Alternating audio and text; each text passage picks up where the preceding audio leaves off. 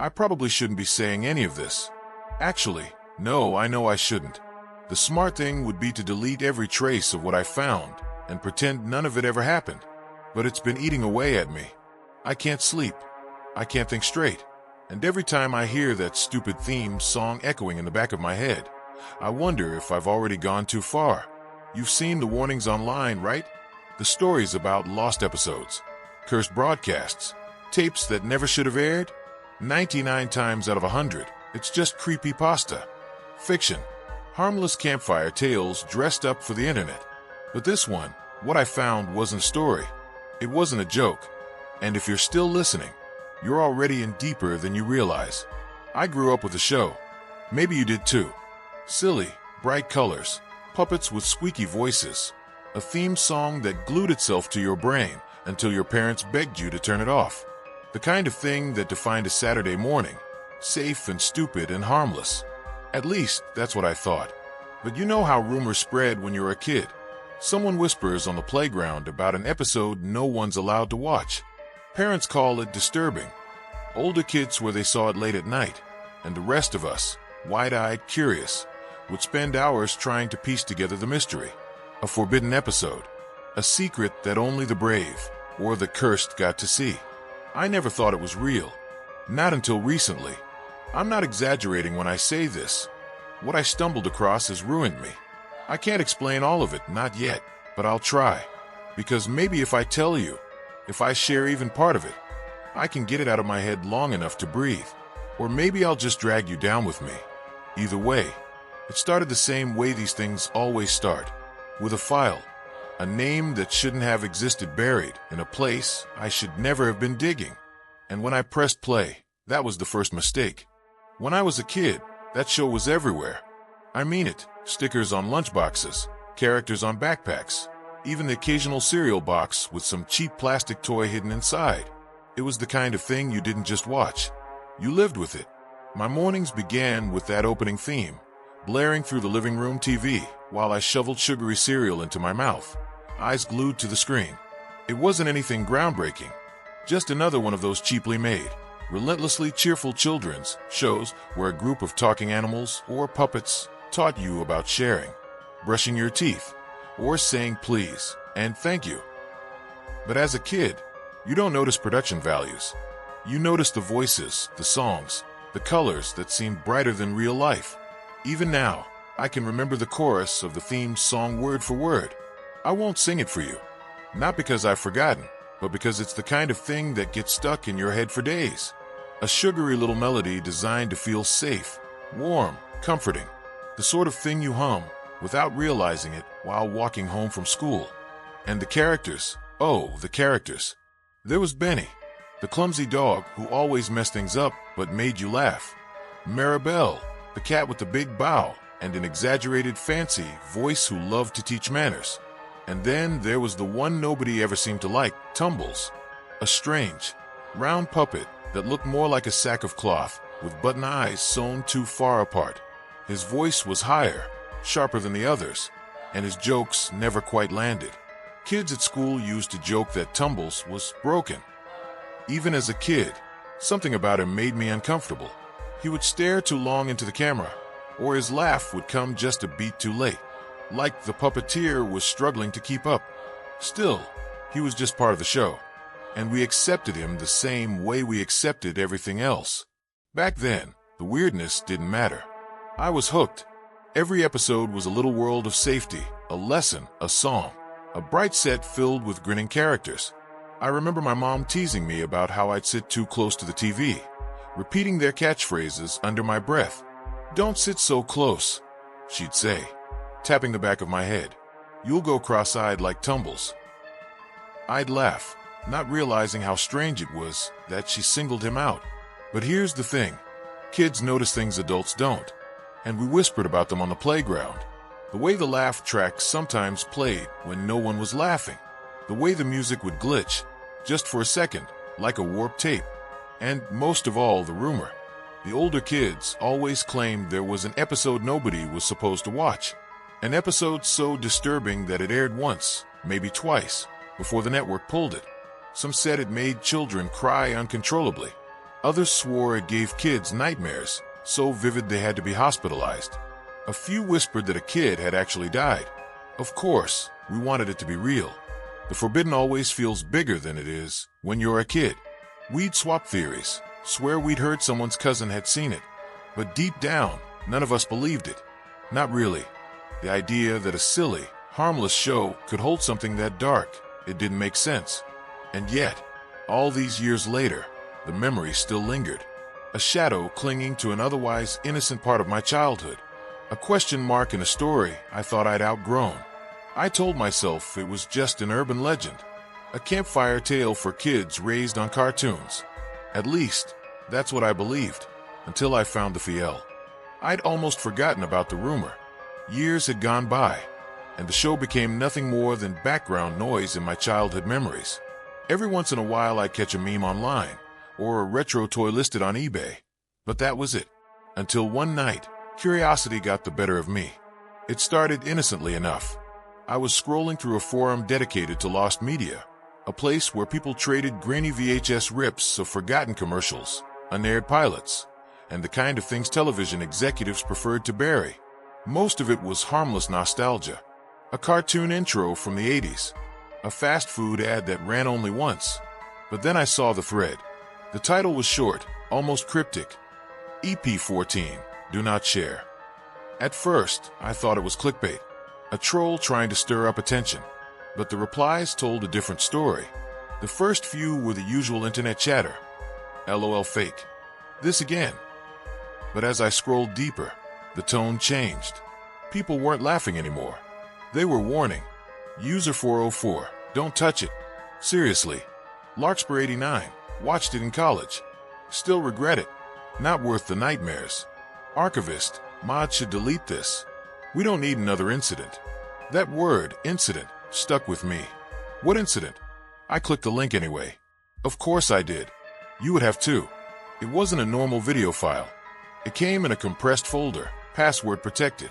Inside was a single file named smiletime_s14e14_ finalcut.mp4. My stomach tightened the second I saw it. That wasn't the name of a fan edit or a parody. That was official formatting. The kind networks used when cataloging episodes. The thumbnail looked wrong. Most files have that frozen frame preview, but this one was black, as though it refused to show itself. The metadata listed a creation date that made no sense, years before the show had even premiered, and the file size was massive, far too large for a children's episode. For a few minutes I just stared at it. I wanted to delete it, to close the folder and pretend I'd never opened that thread. But something kept me glued to the screen. That childhood itch, the one that whispered about the forbidden episode, rose up like a voice in the back of my skull. Still, I hesitated. Maybe it was a virus. Maybe it was just an elaborate prank. I typed into the thread, "Is this legit?" The reply came almost instantly. User 404, don't watch it. Don't even open it. Another message followed seconds later. A non_guest. Once you see it, you can't unsee it. And then nothing. The thread vanished. The link, the comments, all wiped clean as if they'd never existed. By then, it was too late. The file was already sitting on my desktop. I told myself I wouldn't watch it. I told myself it was smarter to leave it alone. But my curiosity gnawed at me, louder with every passing second. What could possibly be so bad that grown adults warn strangers on the internet not to look? My hands were shaking as I double-clicked. The media player opened. A black screen. No buffering, no error messages. Just black waiting. And then, almost against my will, I hit play. That was the first mistake. At first glance, it looked like any other episode. The familiar jingle began to play. That high-pitched chorus of voices layered over bouncing synths. My chest tightened when I heard it. It was like being punched in the face with nostalgia. I hadn't realized how much of that song had been carved into my memory until I found myself mouthing the words automatically, like a reflex. But something was off. The colors were too bright. Not the kind of bright that feels cheerful, more like overexposed film, where the edges blur and bleed into one another. The characters' outlines shimmered, like they'd been cut out and pasted onto the background. And the music, it was a little too slow. Just enough that if you didn't know better, you might not notice, but my ear caught it immediately. The melody dragged way down, and every beat felt like it lagged a fraction of a second behind. Then the voices came in. Benny the dog burst onto the screen, tumbling over his own oversized feet, just like I remembered. His floppy ears bounced, and his big, cartoonish smile stretched wider than seemed comfortable. He barked out his catchphrase, "Hoopsie daisy, pals." But the pitch was wrong. His voice cracked, hitting a register lower than it should have been, as though the actor had been replaced with someone trying, badly, to imitate him. Maribel appeared next, her bow perfectly tied, her whiskers twitching as she wagged a finger at Benny. "Oh, Benny, you're so clumsy," she said, drawing out the last word for too long, her eyes never blinking. I remembered her voice being playful, sing-song. Now it carried a strange edge, as if the actress were mocking the line rather than performing it. The laugh track erupted, but it wasn't laughter. Not really. It was more like coughing, hacking, gasping, recorded through static, then looped on top of itself until it became almost unrecognizable. I felt my stomach twist. Still, I told myself, maybe it was just poor quality. Maybe this was some early test cut or corrupted file. I wanted to believe that, but the longer I watched, the harder it was to rationalize. Tumbles waddled onto the screen next. His round body swayed as he shuffled toward the others, and his button eyes gleamed under the studio lights. He paused for a moment, staring straight at the camera, at me. His stitched-on smile stretched wide, and then he whispered, too quietly for the laugh track to cover, "You shouldn't be here." The others didn't react.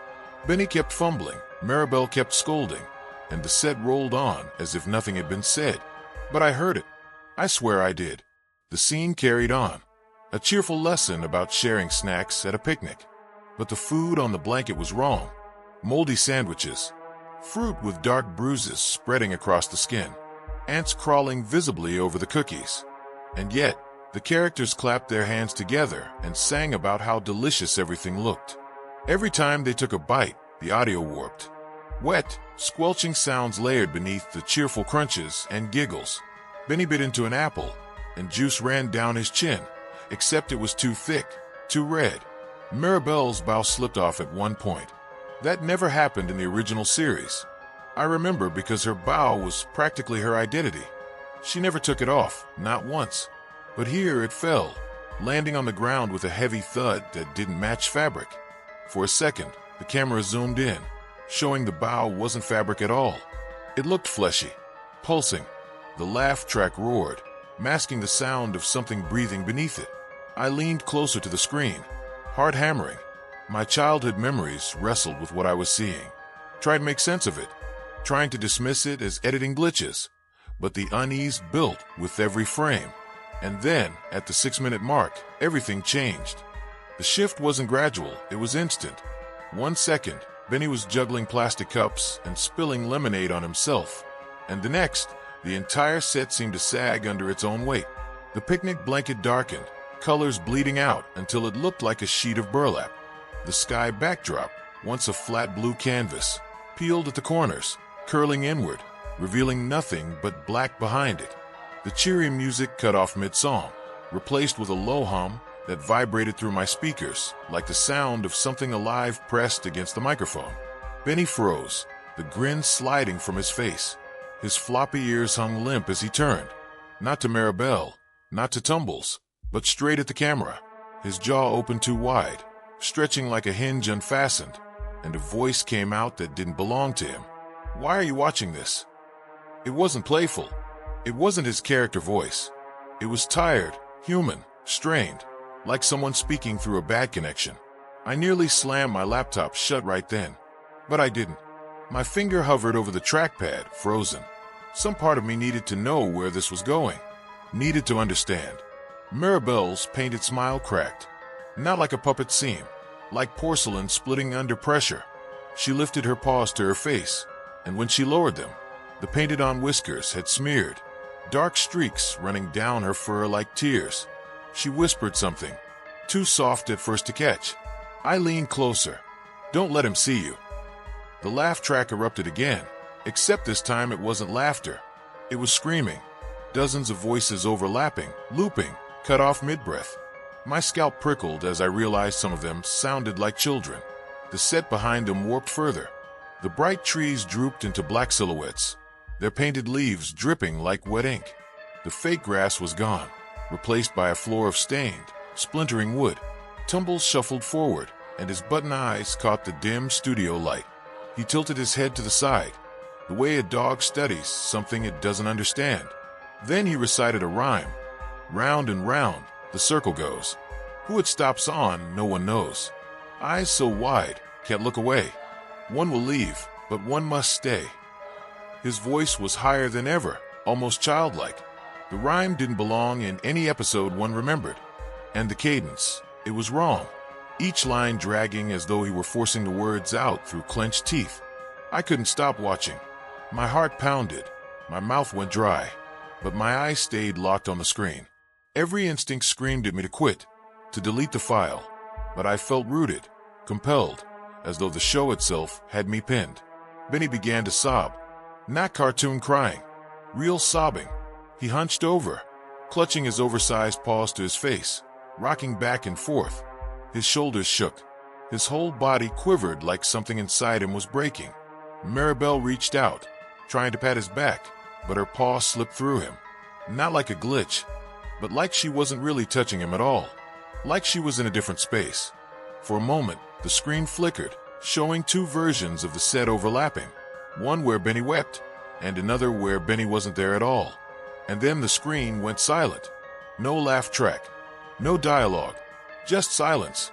The characters stood perfectly still, their eyes all trained on the camera. On me. I don't know how long it lasted. A minute? 2. It felt endless. The silence pressed in around me. Heavy. Suffocating. I could hear my own breathing echo back from the speakers, as if the show were recording me. And then distortion. A child's giggle, warped into static. The picture stuttered.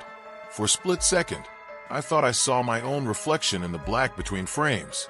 My own face, staring back at me, distorted, stretched. I should have stopped there. I wanted to. My hand reached for the laptop lid more than once.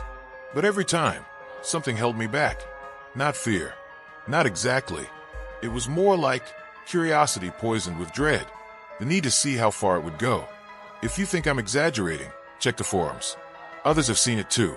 Or at least, they used to. Some posted their own accounts before disappearing from the community entirely. People said they couldn't handle it, that it followed them. I laughed at that once. I don't laugh now, because I kept watching.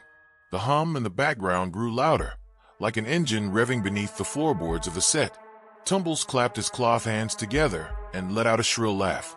His button eyes gleamed wetly, reflecting light that wasn't there. The screen flickered again. The picnic blanket was gone. The characters stood in a bare, gray room. Concrete walls, a single door behind them, bolted shut. The kind of room that belonged in an asylum, not a children's show. Benny looked straight into the camera. His jaw trembled. He whispered, "Don't watch the rest." The silence after that line was worse than the screaming, worse than the static. It was the silence of inevitability. Like the screen itself had decided I didn't get a choice anymore. And so I stayed. I kept watching as the episode prepared to show me the part no one was ever supposed to see. The silence shattered all at once. The screen lit up with an explosion of color. But it wasn't the bright rainbow palette I remembered from my childhood. It was harsher, neon reds and greens that bled into each other until the image looked unstable, like the tape itself was burning. The hum became a shriek, piercing and metallic, and the characters stood frozen in the middle of that gray room. Then the door behind them creaked open. It wasn't part of the set. I knew that instantly. This door looked real, rusted hinges, chipped paint, a splintered frame that sagged under its own weight. Something shuffled in the darkness beyond, just out of sight. Benny whimpered. His whole puppet body shook as he clutched at Maribel's paw. She turned to comfort him, but her stitched-on smile had vanished entirely. Her mouth was a black slit, her eyes dull and glassy, like buttons worn smooth from years of handling. Tumbles stepped forward. His round body blocked the others, and he turned once more to the camera. His button eyes glinted with something sharp, Intelligence, maybe, or hunger. He spoke in that high-pitched, grating voice, but the words weren't a rhyme this time.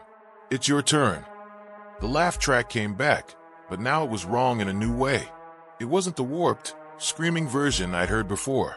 It was normal laughter, studio laughter, the kind you'd expect from a sitcom, but it didn't belong here. It echoed over Benny's sobs, over Maribel's silence, over the low scraping sound from behind the door. And then the show began to unravel. The floor peeled back, like painted canvas being torn up to reveal raw concrete underneath. The walls melted into static. The characters twitched, jerking like marionettes pulled by too many strings at once. Benny fell first. His body crumpled, fabric tearing at the seams. But instead of stuffing, black sludge poured out.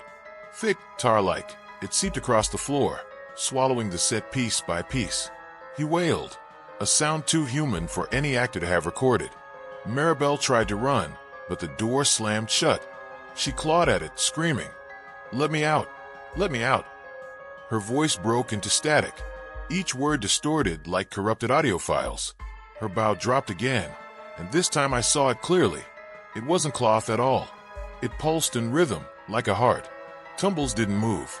He just watched. His stitched smile widened until it split the fabric of his face, and behind it, something wet and organic glistened. He raised his cloth hands and began clapping in slow, deliberate rhythm. Clap, pause, clap, pause. The laugh track synced with it, louder, harsher, until it drowned out Maribel's shrieks and Benny's sobbing. The credits started rolling. Yes, the credits. Names and titles scrolled up the screen in stark white text, as if the episode had ended.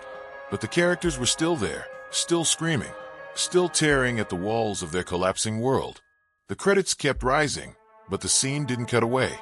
I wanted to look away. I swear to you I wanted to, but I couldn't.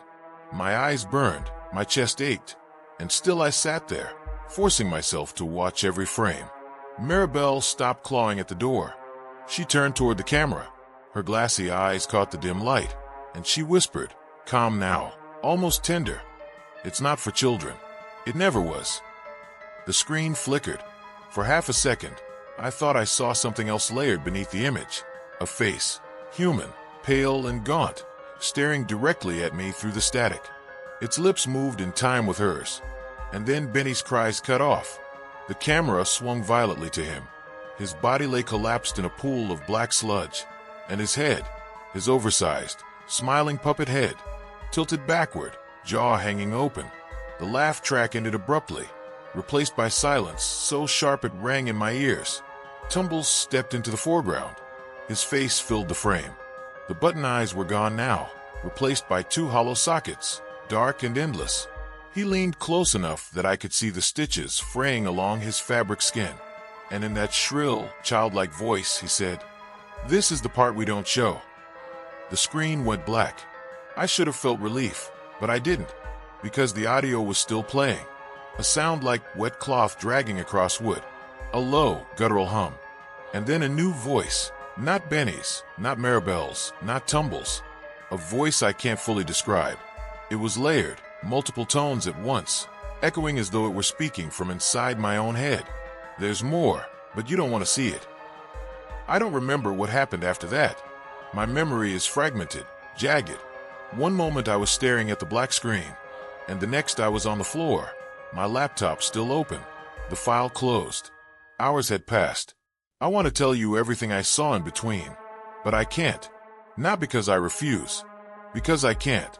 The images slip away the second I try to recall them, like they were never mine to keep. But there's one thing I can tell you. The last frame burned into my vision. The one thing I remember with perfect clarity. Tumbles, alone on the screen. No background, no set, no laughter. Just him. And underneath, written in jagged white letters that didn't belong to any credits sequence I've ever seen. See you next time. That was when I blacked out completely. When I woke up, my laptop was still open. The file was gone. Not just closed, gone. I searched my folders, ran keyword scans, even dug through the hidden system files. Nothing. It was as if the episode had erased itself the second I blacked out. But the damage lingered. That night, when I tried to sleep, I heard it again, the clap, clap, pause, clap, pause. So faint, it might have been my own heart sinking to rhythm it had no business remembering. At first, I convinced myself it was just the lingering shock of what I'd seen. A hallucination, a stress echo. But it kept happening. Not just at night. In the shower, the water slapping tile in that exact cadence. On the street, shoes hitting pavement in perfect time. Every sound bent itself to match. I told myself I wouldn't go back to the forums, that I wouldn't fuel the obsession. But of course I did. I needed answers. Except the posts I'd remembered. Long threads where people debated the Lost Benny episode were gone. Entire accounts scrubbed clean, their names replaced with deleted. One comment chain remained, buried deep in an archive. Just a single sentence. If you saw it, don't describe it. Describing invites it back. I stared at those words for what felt like hours. My hands shook as I closed the tab. Because here I am, describing it anyway. The real bleed-through began small. My laptop froze on a black screen, except for faint text in the corner. See you next time. It vanished before I could screenshot it. Then the shadows started. At first, I thought it was just sleep deprivation. Shapes flickering at the edge of vision, stretching too long across the floor. But they had details. The round outline of a head, the dangling ears, the bow, the stitched smile. I caught myself humming without realizing it. A tune I didn't recognize until it clicked, the theme song. Slowed down, distorted. I'd be washing dishes or waiting at a red light, and suddenly the melody would crawl out of my throat in a voice that wasn't mine. I stopped answering texts. I avoided friends. The few times I did pick up calls, people said I sounded off. Like there was an echo on the line. Like someone else was breathing with me. The worst part wasn't the sounds or shadows. It was the moments when ordinary objects twisted into props from the show. A cereal bowl on my counter stretched long and checkered like the picnic blanket. A crack in the wall curled into a stitched smile. My reflection in the window seemed to tilt its head in that same jerky, puppet-like way. And then, one night, the laughter came back. Not from my speakers, from inside the walls. Soft at first, like my scuttling. Then louder, swelling until the drywall seemed to shake with it. I pressed my hands over my ears, but it didn't matter. It was already inside me. That's when I realized something. The episode hadn't ended when the credits rolled. It was still playing. Not on my screen anymore, but somewhere else. Somewhere I couldn't shut down or delete. Every day since, I feel it creeping closer. The sense that the door Maribel clawed it wasn't just part of a set, it was a barrier. And now it's thinner. I try not to think about what happens when it opens all the way. But deep down, I know the show isn't finished. It's waiting for me to come back. And worse, waiting for you.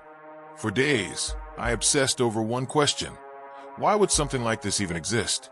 Children's shows don't just accidentally splice in scenes of collapsing sets, weeping puppets, and voices that bleed through the screen. Someone had to write it. Someone had to film it. Someone had to want it. So I dug. At first, I found nothing but dead ends. Mentions of Benny's Funland were scrubbed from archives, episode lists frozen at a neat, sanitized number. But if you search long enough, digging into caches and old mailing lists, scraps begin to surface. The first came from an anonymous post on a defunct animation forum. Episode 41 never aired. Broadcast went out in one region before they pulled it. Kids screamed. Parents complained. Half the staff walked out next day. Don't ask me how I know. It was written in 2002. The account was deleted within hours of posting. The second was harder to dismiss. A scanned memo, faint and water-damaged, allegedly from the studio itself. The heading, Emergency Programming Suspension, Region 12. The body text blurred, but a line stood out in red ink. Under no circumstances allow rebroadcast. Material exhibits deleterious effect on subjects aged 3 to 10. Secondary effects noted in adults. Secondary effects. That phrase chilled me more than anything. But it wasn't until I found the third scrap that the shape of the truth revealed itself. A leaked audio file, supposedly from a whistleblower who worked in editing. The voice, hushed and trembling, said, "It wasn't a mistake. They wanted to see what would happen. They thought children's minds were pliable, perfect test subjects. We told them to stop. We begged. But by then, it was already inside the tapes. Inside the tapes. It made sense in a way I hated. The strange cadences. The voices that weren't voices. The sense that the show wasn't just recorded, but infested. Reports surfaced of the one and only time the episode aired, in a small European market. Within minutes, phone lines jammed with frantic parents. Children screaming, clawing at their own faces, some laughing uncontrollably until they collapsed. A few never stopped. The broadcast was pulled mid-transmission. The master copy ordered destroyed. Yet fragments persisted, bootlegs, half-corrupted files. Rumors whispered across forums like ghost stories. And every so often, someone like me found them. The official story was cleaner. The episode didn't exist. The show was wholesome. Rumors of a banned broadcast were urban legends, the product of faulty memory and internet hysteria. But deep down, I knew better. The show wasn't banned because of one mistake. It was buried because it worked. The puppets, the rhymes, the laughter, they weren't just entertainment. They were delivery systems. The episode wasn't telling a story. It was performing an experiment, testing how far a mind could bend before it broke. And the worst part, it wasn't even subtle. Every frame screamed that we weren't the audience. It was that the show was watching us. I sat with that realization for hours, trembling, because if the episode had truly been erased, if all masters were destroyed, then how did I see it? How did I still see it when I closed my eyes? The truth settled in slowly, like mold creeping through walls. The episode wasn't banned because it was dangerous to children. It was banned because it was dangerous to everyone. And maybe, just maybe, it was never meant to disappear at all. Maybe the ban was part of the design, because nothing spreads faster than something you're told you can't see. By the time I understood, it was too late, because even as I typed this, fragments of the laugh track are bleeding through my speakers again. And somewhere in the back of my head, I can still hear tumbles, clapping in that slow, deliberate rhythm. Clap, pause, clap, pause. And I think I finally know the real reason it was banned worldwide. Not because of what it showed, but because it never stopped showing itself. I should have kept my mouth shut. That warning I read online. If you saw it, don't describe it. Describing invites it back. I thought it was paranoia. Just another layer of creepypasta myth-making. But I can feel it now. With every word I've told you, with every detail I forced into language, the episode has been winding itself tighter around me. And around you. You probably don't believe me. That's fine. I wouldn't believe me either. But ask yourself this.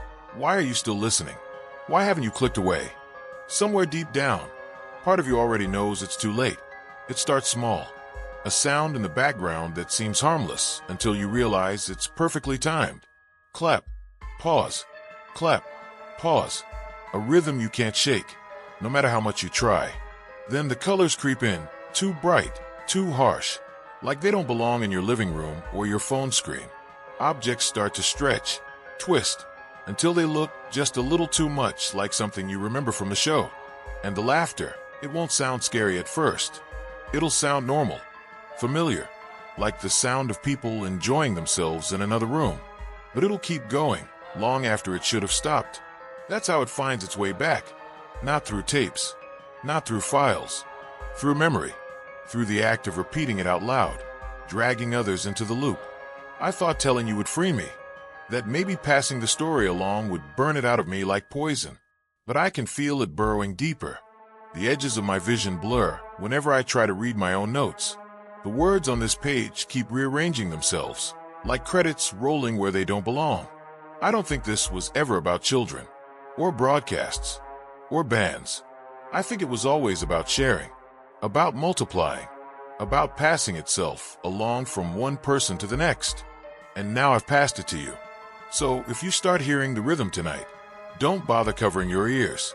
If you see the stitched smile stretched across your reflection, don't waste time convincing yourself it's a trick of the light, because by then, the episode has already started for you. And when it does, you'll hear the same thing I did. Tumbles leaning close, hollow eyes staring straight through you, whispering in that high-pitched voice. It's your turn.